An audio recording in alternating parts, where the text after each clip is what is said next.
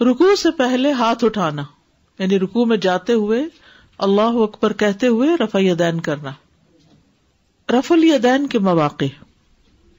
نماز کی ابتدا میں سالم بن عبداللہ اپنے والد سے روایت کرتے ہیں کہ رسول اللہ صلی اللہ علیہ وسلم جب نماز شروع کرتے تو اپنے دونوں ہاتھ اپنے کندھوں کے برابر اٹھاتے، اپنے دونوں ہاتھ اپنے کندھوں کے برابر اٹھاتے، یعنی نماز کے آغاز میں کندھوں کے برابر، اور کبھی آپ کانوں کے پاس بھی لے جاتے تھے، نیچے بھی کر سکتے ہیں اور اوپر بھی۔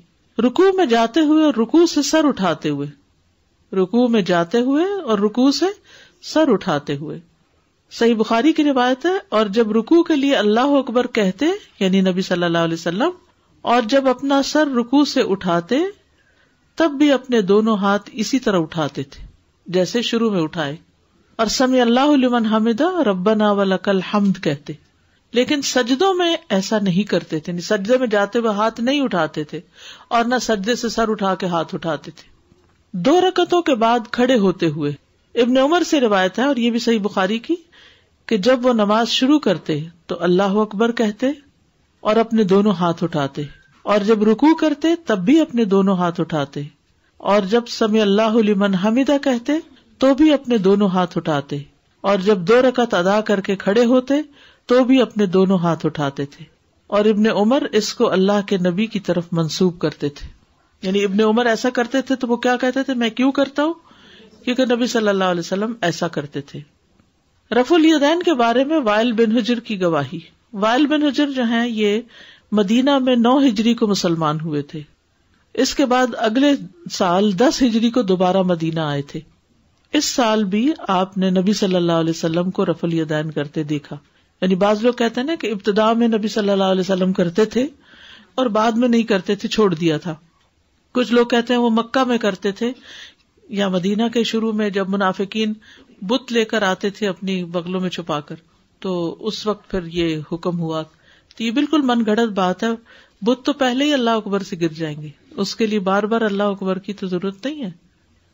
وائل بن حجر رضی اللہ عنہ بیان کرتے ہیں کہ میں نے کہا میں ضرور دیکھوں گا کہ رسول اللہ صلی اللہ علیہ وسلم نماز کیسے پڑھتے ہیں۔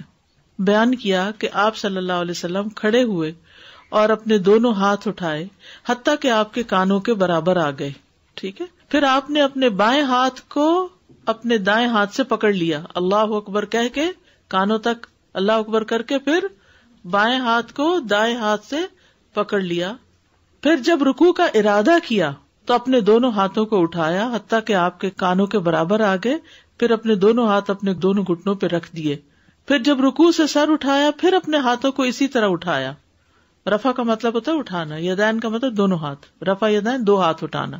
دوسری سند میں ہے، وائل کہتے ہیں کہ ایک مرتبہ پھر نبی صلی اللہ علیہ وسلم کی خدمت میں حاضر ہوا تو لوگوں نے جبے اور کمبل پہن رکھے تھے، سردی ہوگی، تو وہ اسی طرح اپنے کپڑوں کے نیچے سے رفع الیدین کر رہے تھے، یعنی اندر سے بھی کر رہے تھے۔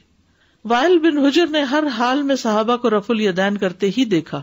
مسند احمد کی روایت ہے یہ، وائل رضی اللہ عنہ سے مروی ہے، کچھ عرصے بعد میں دوبارہ آیا تو وہ سردی کا موسم تھا، میں نے دیکھا کہ لوگوں نے چادریں اوڑھ رکھی ہیں اور سردی کی وجہ سے وہ اپنے ہاتھوں کو چادروں کے نیچے سے ہی حرکت دے رہے ہیں۔ ہر انگلی اٹھانے پر ایک نیکی ہے۔ آدمی اپنی نماز میں اپنے ہاتھ کے ساتھ جو اشارہ کرتا ہے، جیسے اتحیات میں بیٹھ کر اشارہ کرتے ہیں، آپ انگلی ہلاتے ہیں، اس کے عوض اس کے لیے 10 نیکیاں لکھی جاتی ہیں اور ہر انگلی کے بدلے ایک نیکی ملتی ہے، یعنی اپنے ہاتھ کے ساتھ جو اشارہ کرتا ہے تو ہر انگلی کے بدلے اس کو 10 نیکیاں ملتی ہیں۔